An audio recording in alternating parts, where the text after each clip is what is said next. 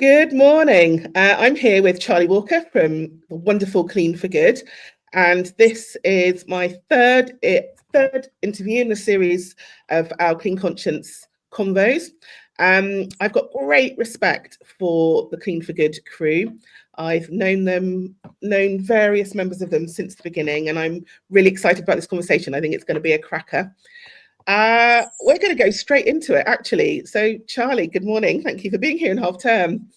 No, great to be. Thank you, Antoinette, for having me. It's great to be here. Obviously, always a joy. So, Charlie, how did you get into the cleaning or FM industry? Good question. Antoinette sent me some questions, some notes before this, so I was thinking, how do we answer that? As I mentioned one to my wife, she giggled because she as I was kind of thinking through the answer to this question, manage my own kind of personal hygiene and cleanliness, and now finding myself kind of leading and running a cleaning company. The irony wasn't lost on her, but I think that aside, I think the main route for me into it was actually the launch night back in it was pre-COVID, so I don't know the exact year. The launch night of Clean for Good, which we'll go on to talk about.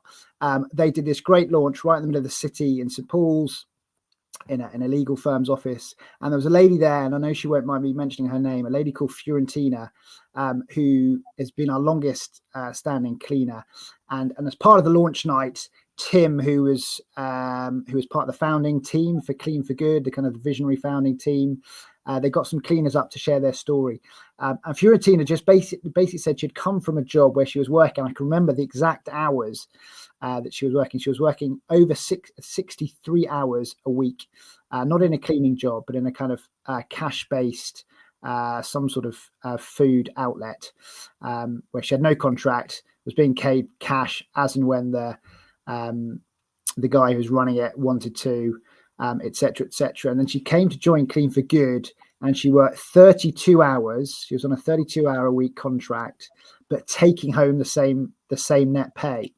Wow.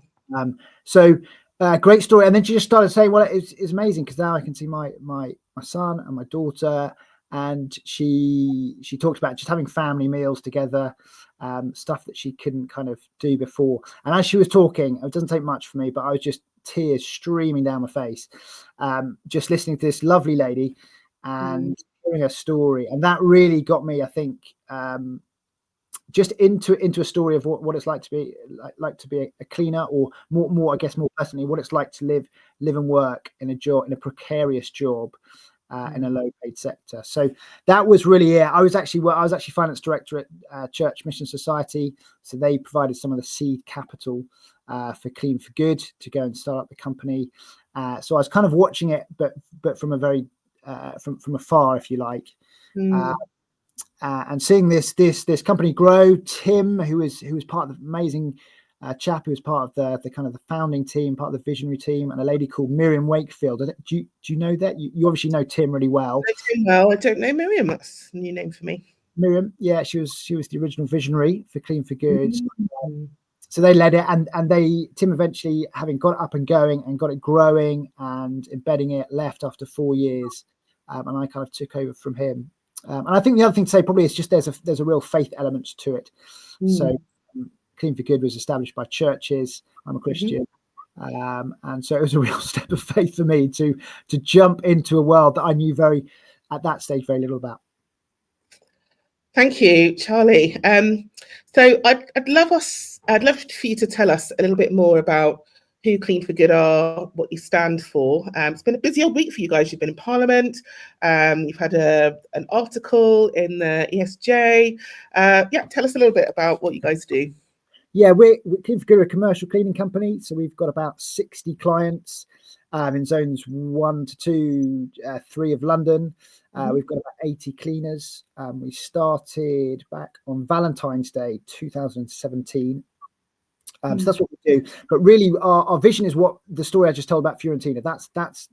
She encapsulates, if you like, the vision of Clean for Good. But it started by a big church in London, listening to some cleaners, asking them the simple question of what do you want, and them replying, listen, we want fairness, we want dignity, we want good pay, decent pay in our job. And the church really connected with that sense of injustice, connected with that deep sense of anger, really around pay and conditions.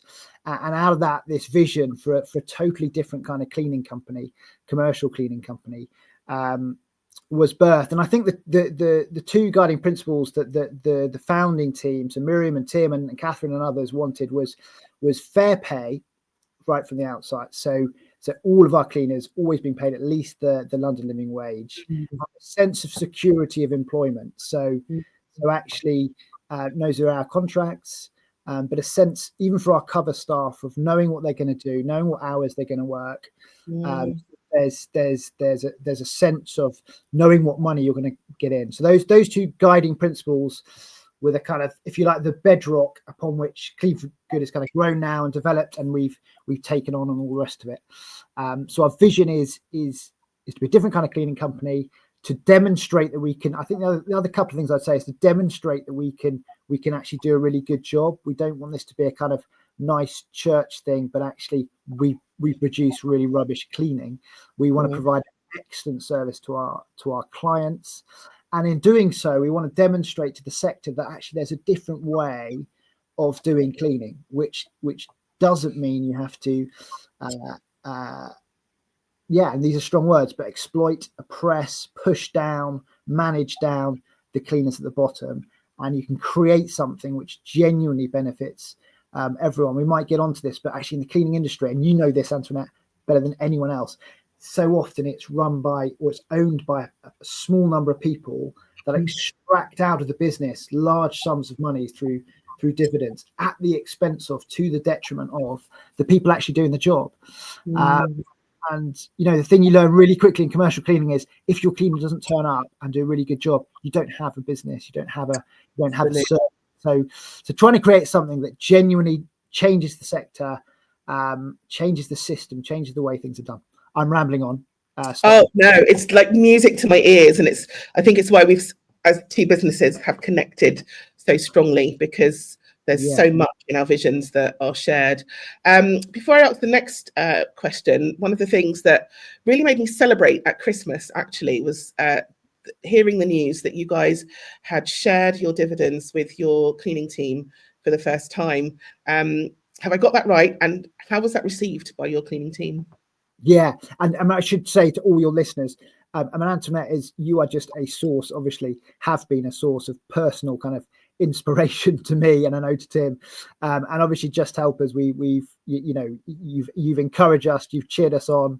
I think we kind of see each other as sister organisations. So you've been a really keep up the journey. Yeah, we did. We made some profit. We don't exist to make a huge profit. We did make some profit, and more than we thought we needed. So our profit sharing policies, we share 50% of the distributable profit. 50% goes to our shareholders and 50% goes to our staff, which is one of the. I mean, we're getting on to what was the greatest things. One of the greatest times in the 3 years that I've had is being able to distribute over 50 cleaners. These aren't huge numbers. They weren't tens of thousands of pounds of profits, but over 50 cleaners got a little bonus just before Christmas, and it's just the messages that come back. I mean, you'll know this more than me, but and it's more than the money, although the money is important, because actually cleaners and more generally, I think people in low paid sectors often don't receive cash in a kind of lump sum form.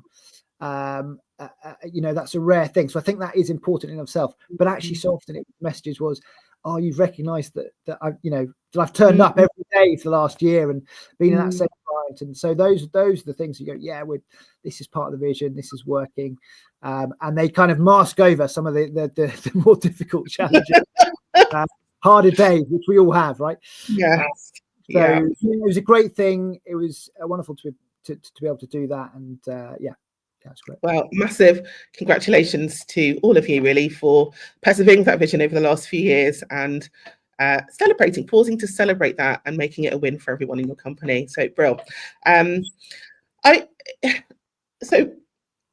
For us, certainly, it's been a grueling few years since COVID. But in your opinion, because I want this conversation to be focused around recruitment and people, because I think this is one of the things that you guys do really well. What would you say are the top 3 challenges that cleaning businesses are facing, and particularly in terms of recruitment right now? Yeah, I mean, I think I'd be interested to hear your view as well, Antoinette, on this, just because so do barge in. I'm conscious I picked up Clean for Good kind of 2022, Jan 2022 is when I started. So kind of don't know what that COVID, the real deep COVID stress was like in the kind of cleaning world, and obviously more widely in terms of recruitment. I think that I've jotted down 3. One is obviously pay. I think that is just a huge issue with cost of living. It's just massive. Even on the London living wage, you're earning just north of £25,000 a year in London. So we're not talking about luxurious thing. The minimum wage is 20%, 21% less than that currently. So pay is obviously it's a huge part of the recruitment challenge. I think, and this is more anecdotal, so Antoinette, come in here. What our managers tell me is that the number of staff applying for jobs or being available to do cleaning work has gone down. So I think that is a challenge. I can't prove that demonstrably, but that is what my managers kind of say. So I think just a shortage of staff, and it's just security. Security is huge. I think there is something. And I'm probably going off a tangent here, but as part of the 2P process, so 2P is where you transfer cleaners over when you win a contract. You get to see other companies' contracts. I've read some contracts, and yes, they're often 90% of them are 0-hour contracts, but it's more than that. It's the kind of the terms and conditions that exist around that 0-hour contract, which I find so oppressive. So it's, if you leave and there is a mark on your cleaning tabard, we will deduct £15 off your final salary. If you haven't handed in all the cleaning products, then we will deduct. So there's this sense of all the power, I think, located centrally within organizations, and therefore stripping people of security, particularly hours. Obviously hours is massive in cleaning, loads of staff in more hours, but a sense of joining something that genuinely is a secure job, where what you're gonna, we say what we're gonna do on the tin. So come and join Clean for Good, and hopefully when we're at our best, we're saying, you do this job this number of hours a week, this is going to be written into your contract, and we're up for honouring that contract with you, which I just don't. I've waffled on there, so I think there's pay, security, and then shortage, I think, are the big issues that I see. I'd like to go off piste slightly. Feel free to glare back at me if that's not the case.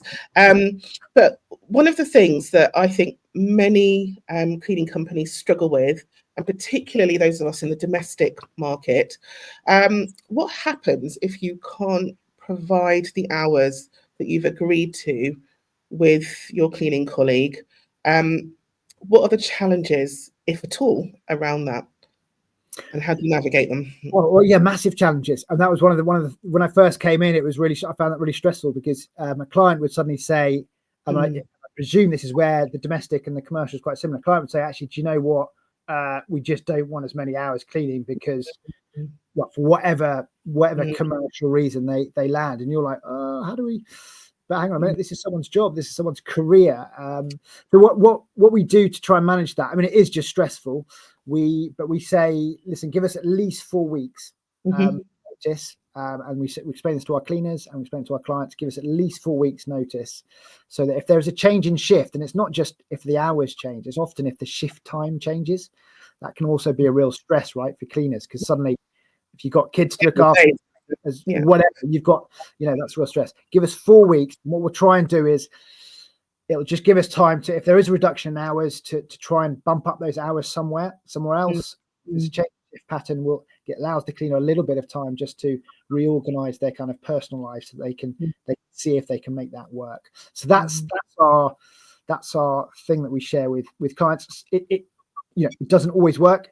And then if you're into that, obviously we employ our staff, so potentially that leads to a kind of a redundancy situation where we have to go through the redundancy process with our cleaner, and again we'll follow all the normal channels for doing that. But it's a challenge. It's hugely challenging. I definitely agree with that. It's one of the things that we try and tee up with clients when they sign on with us, and helping people to really understand the big picture, that when they engage a cleaner with anybody, or engage a service through any company, be it, I don't know, plumbing, hairdressing, whatever, that their revenue, that the money they're paying in is actually creating a job opportunity for someone else. That's brilliant, but then that they have a responsibility to be ethical with that, to be mindful about how they pull in or push out with their money. And just I always say to them, in the job that you're employed to do, how much notice are you given before any changes are made? How much notice would you be given to leave your job? And generally it's not a month, it's often, particularly if they're senior, it's months, plural. Just try and remind them of that. But as you say, it doesn't always work out. So for any potential client, isn't it? That's a brilliant example. I often use it because my background's finance, so I kind of go, imagine being in a finance team of 10 in a big company, and the finance director going, okay, August is coming up, September's coming up. It's historically really quiet months. See you later. Thanks, guys. See you back in October. It's like there would be World War III in that finance team, right? Because they'd be like, what? This is a job. This is my job. This is my mortgage. This is my bills. This is my.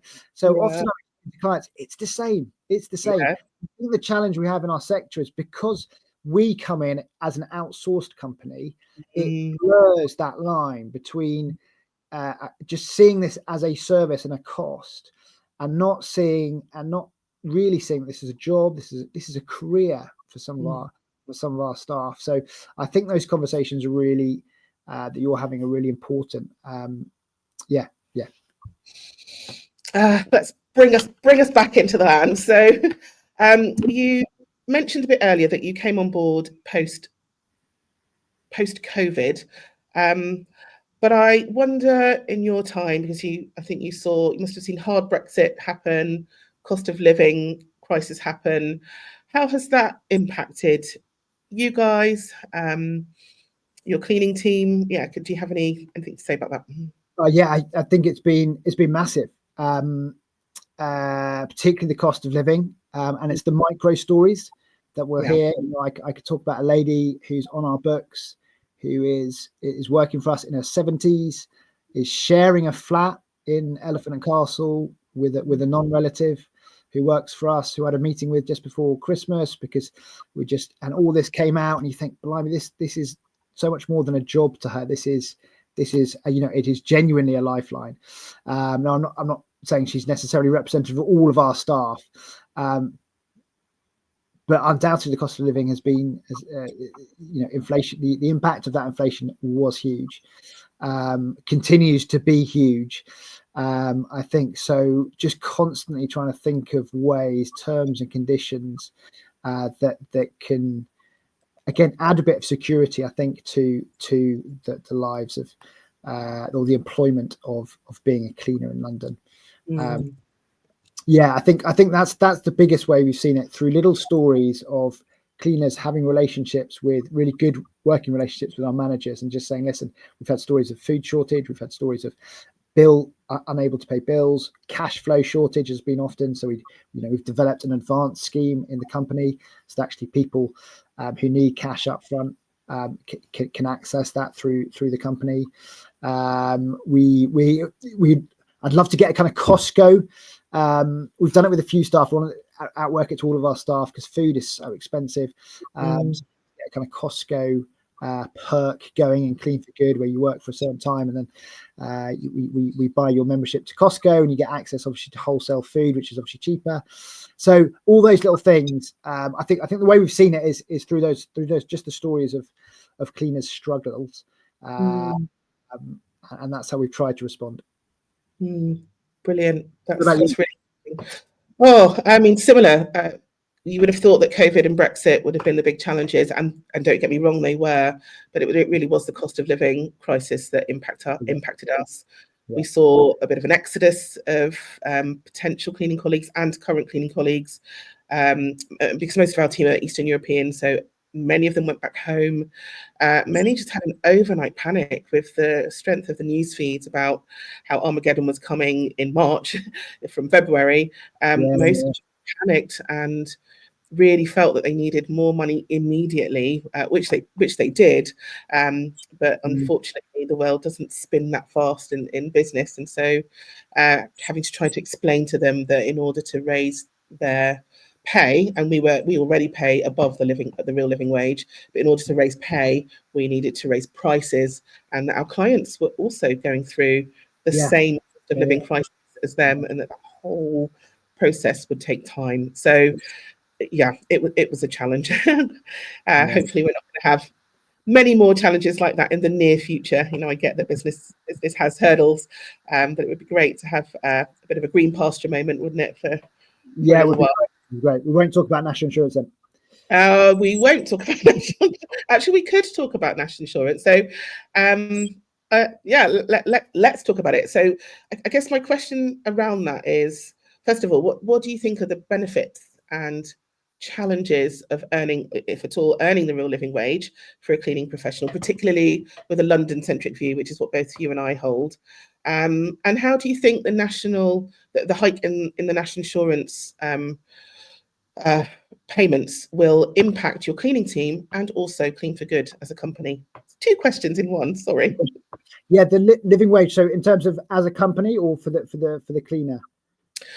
Maybe both, because I think it impacts both, and people don't see that. Yeah. I think for the cleaner, it is positive, because generally we kind of measure this, and generally as people come in to Clean for Good, there is an uplift in their salary. So from day one, they are getting more net pay coming to the bank account, and I think that's just a real positive. As I said, it's not, you're earning north of 25k if you're on a full-time contract at Clean for Good. So we're not talking about living a luxurious life in London, but that undoubtedly is a benefit.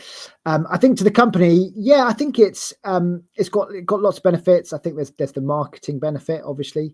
We can talk about that. I think for me, it's just so important that what we speak about publicly, we actually live internally. So it's kind of like, often in cleaning, we've got cleaners from companies, a couple of companies that we've taken contracts from, who are in tears, because it's just so awful working in these big corporate companies. It's just that sense of oppression. So, but if you were to look at their websites, they look amazing. They look wonderful. They talk about ethical cleaning. They talk about sustainability. But actually, once you lift the bonnet of these large companies, it's so much different. So really, really passionate that, we make a bunch of mistakes at Clean for Good all the time, me the most, but that actually we're getting our public and our what we like under the bonnet to be synced.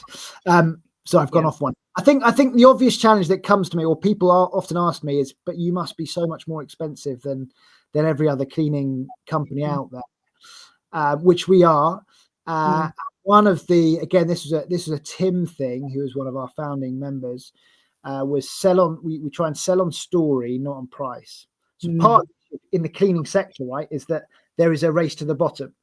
If I can discount this price, this contract for you, that means I get my cleaner in, I win the contract, and we can worry about gross profit and net profit, months down the line. I just need to get in. And the problem with that is the cleaner pays the price. The cleaner pays the price because you have to manage their salary down and all the other things that they need to do the job down. So we have offered discounts. We do still offer the occasional discount, but what we do is we're really transparent with our costs, and we do get rejected. I mean, that's the truth. Just this week, I had a quote come in, just said, Charlie, we really like the ethics of Clean for Good. We're not going to go with you because you just exceeded our budget. And part of me goes, because I'm really competitive. Okay, gutted, really wanted that. And the part of me goes, no, that's okay. We're going to lose some. We're going to lose some. Don't just cave in to the pressure to discount price. That's just the way the cookies crumble. And actually, part of our job, part of our mission is to explain to clients. So when we quote, we say, we charge £24.60 currently an hour, which includes all the products and equipment and material. But we say of that £24.60, this is what's going on your cleaner, so that they can see what's going on cleaner. And often we'll say to them, imagine that was you and your role and taking that home, that paying. And so sometimes you see people's eyes lighting up, and when they get the vision and they understand it, and they understand that these are jobs and careers, then you've kind of won the client over. And I think that as much as anything, the story of Clean for Good, and I wonder if it's the same for you, has been about clients leading the way, paving the way for us, going, yeah, we get it. And actually, we've got to do this because this is crazy that we've got thousands of cleaners, and not just cleaners, security guards, caterers, hospitality workers in the city being forced to live on these wages. So we need to do something about it as clients. And that's obviously wonderful. If you get to that point where the clients understand what you're trying to do. I can't remember your question now. So I think that's the main thing. We're more expensive than the market. Good, unashamedly so. And one of our recent campaigns is we're not expensive, and just whatever else, we're conscious of what it costs for a cleaner to survive or thrive in London. We're realistic about the overall costs of running a cleaning company. We're not expensive, we're just doing the right thing. And we unashamedly join you in that. So good to hear that. And I guess for any cleaning companies listening out there, I really love Charlie's explanation of it's a race to the bottom when you start bargaining on price. And in the end, not only will your cleaner pay, but you will as a company as well, because cheap, small margins just aren't sustainable for growth at all. And what we want to see, certainly I know Clean for Good and us, Just Helpers, is that there are more ethical cleaning companies out there in the world doing the right thing, cleaning to a high standard, enabling their office team to thrive, and having profits so that we can do wonderful things like Clean for Good and pay bonuses to our hard-working, well-deserved cleaning teams. Yeah, no, it's really good point, Antoinette. And I think there are so many temptations in cleaning. I mean, and I really feel the temptations. So many little incentives to cut corners, not do that, cut here. So that your margin looks better, and so you just at Clean, I'm really conscious. Got to guard that and steward that so carefully, because I am personally tempted by that. So, and I think that's a feature of the industry, to try and cut corners on details and make a bit of money here, make a bit of money there. So it's a real feature of the industry, which I think is negative, and needs changing. Here. Couple more questions, and then we'll wrap this up. But the cleaning industry typically has self-employed contractors or employed contractors. What model do you use? And I think you've alluded to this already, but I just love it explicitly shared. What model do you use? And do you think you could speak into the strengths and challenges of both? Yes, we directly employ all of our cleaners. So if you come and work for Clean for Good, you'll have a contract with us. And as I said, to increase the security, and I think this is partly about power, isn't it? To try and empower our staff, we say up front, this is the amount of hours we commit at this wage to paying for you, a normal contract, basically. So we directly employ them. Yeah, of course, that comes with its challenges, because compared to, if you're self-employed, you don't have any of the kind of the HR issues of having to deal with someone who is not performing well, or all of those things. You have the challenges we've talked about around if a client suddenly cuts the hours. Well, we've obviously contracted into that staff member for things, so you have to enter into kind of formal redundancy type processes. So yeah, there's lots of HR stuff that is challenging, but 100% go every time, because it's like go down that route every time, because I think it's so good. That's why Clean for Good existed, was to, I think part of our job is disempowering people like me at the top and trying to empower down to the cleaners, and if that gives me a bit more of a headache, I think that's probably a good thing. I think that's how I'd answer it. I don't know if it's different between the domestic and the commercial. So possibly. I mean, we're majority domestic at Just Helpers, and our cleaning team are typically self-employed subcontractors. It's how it was introduced to me when I started the business. I still have the headaches of managing people and service charges, but yes, you're right. We don't necessarily have as many of the HR processes that you guys might have. But I would say that if you're an ethical company that recruits self-employed people, if ethics are at the heart of what you do, then people matter. So you're still going to be going through some of those processes anyway, because people matter and should still be treated with dignity and all the things that an employment contract would offer them. But I guess less secure for them because they don't have a piece of paper that overtly says of these things. Not all. So and it's a challenge for us, definitely. As you know, it's one of our gnarly problems that you and I often sharpen each other over. So I've really appreciated those conversations over the years. Okay, taking it home. 2 more questions. Actually, 3 more. What's been your greatest challenge to date for you as a manager at For Good? Yeah, really good question. I think it's a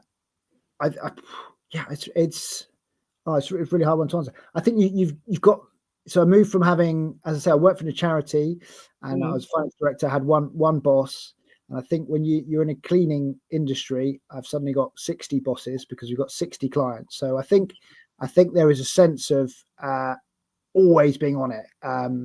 You know, if a client emails, we try and respond within at least half a day. So, you know, there's just that relentless nature of, and cleaning is 24, it's not 24/7, but it's 52 weeks of the year. So, you know, there is always a banana skin that potentially has not been picked up for normally very good reasons, you know, that the client wants to let me know about. So I think there is that sense of relentlessness around cleaning, that every day, every week, there is stuff going on that can go wrong. And clients generally are pretty okay at telling you the stuff's going, well, but also not when it goes not well. So that's probably been a challenge, I think, just to think, how do we manage this? How do we just put in structures that are good, we're happy with, that are going to make our cleaners thrive, that we generally think is going to produce an excellent performance, and not worry if every little thing doesn't go perfectly. So I think that's perhaps part of my personality as well. But that's been a challenge, I think. What was I forget your other question. I think that's probably. No, I think that was it. Just what's your greatest challenge today? And then just I don't know if this is a challenge. Is it a challenge? No, it's not a challenge. It's a joy. It's a love. I think in cleaning, it's just you strip out the middle class veneer of everything is okay and everything is fine, which I've had to date. And if you come into our office on a Wednesday, which is when all of our managers get together, if someone's having a bad day, you know about it within about 5 seconds. And everything's heart on sleeve, you know, everything's out there. We've got tears, joy, laughter. And initially I kind of like, oh my goodness. And actually now it's just part of our rhythm, and I've just kind of grown to love and accept that. And I think that's made me probably more vulnerable as well, in terms of always just saying, you know, I'm fine. Yeah, all good. Let's crack on. So I think, and that's part of the nature of being in a, particularly if you've been in a low paid sector like cleaning for many, many years, life is hard. Life is really hard. So of course you just share your struggles, you share your pain naturally, because that's what life is really like. And I think that's been, so it's not a challenge, but it's been an eye-opener, definitely, and a challenge to me personally. I'd agree. We've had to bake into every site visit, every kind of check with the admin team and the cleaning team. Like, we've had to bake in ranting time. And actually, it's been really great for us as a team. Like, things are instant. You know what's going on, as you say, and you know how people feel about things. And when you know, you can deal with stuff then. So knowledge is power, right? That's how I am choosing to embrace it all. Yeah, totally. So I've got one last question from me, and then one question from our previous guest, a guy called Jamie Wilcox, who runs something called Clean Up Academy. So my last question is, what do you love about what you do? Oh, it's just the stories, and hopefully that's come through. It's cleaning is a people business, no doubt about it. So it's all about those relationships, and it's been brilliant personally to get to know our staff. They're about 75-80% women. They are some of the most inspiring people I've met, hands down. They often holding multiple jobs, managing families, and working incredibly hard. The one thing I haven't done that I really want to do is video a week, doing a 37.5-hour week as a cleaner. One of the things I said to the team I do, and just to show people how hard this job, like physically hard the job is. I think of one of our sites, which needs to be an architect studio, big global firm, it's got bay windows onto like a busy street in Farringdon. So it needs to be spick and span by 9 o'clock. Yeah. And every time I see the cleaners there, go to them, I just go, well done, thank you, well done. This is just such a tough job to do, day in, day out. So yeah, it's the respect, and the cleaners are wonderful, but also hearing the stories and of course the impact that when you get those little moments where you really see that Clean for Good is different and really outworking its vision. That is so exciting to see. Brilliant. And you inspire us so regularly. So yes, keep up the good work, keep up the good fight. Thank you. Final question from Jamie Wilcox then. So if you were to finish 2025 feeling the most proud of yourself, what would need to happen? We're talking about cleaning here. I think this could be anything. He wasn't specific. Don't go. What would need to happen? God, that feels. What would you want? What would you want at the end of 2025? What would you aspire to have happened? I mean, the competitive side of me goes growth. I'd love us to be at 5 million turnover, loads of clients. But I think deep down, I'm always inspired by people like yourself, always inspired by the social purpose of what we're about. So I think I'd be most proud if we genuinely, whilst we've grown, we're creating and facilitating a culture where what we speak about externally matches what we're doing internally, and we're hearing those micro stories of cleaners and clients seeing the difference. So I genuinely think that's what makes my heart sing. Is when we do that. It's Clean for Good at its best. Is empowering. It's helping. Not helping. That sounds paternalistic, doesn't it? Facilitating cleaners to leave just a good life where they can see their all the things I take for granted. That would genuinely be what makes me kind of happy in the job. Amazing. That's a really strong place to finish. So I've been with Charlie Walker from Clean for Good. Really worthwhile going back over this interview if you're just coming into it, or if you're watching this on replay in the socials. There'll be ways to contact him or Clean for Good in the comments section. And if you're a business in London that requires 10 or more hours of cleaning in the week, every week, these guys are the ones to contact. Please don't go anywhere else. They do what they say on the tin. They're good guys. I know that. I've looked under the bonnet, and it's good. And as Charlie says, we all have struggles. We're all working towards a better horizon, but these guys are the real deal. So thank you very much, Charlie. Thank you very much, Clean for Good. It's been a real joy. Thank you, Antoinette. Thanks for getting me on and back at you with all of those things. So yeah, we're often inspired by you and just help us. So yeah, thank you. Great.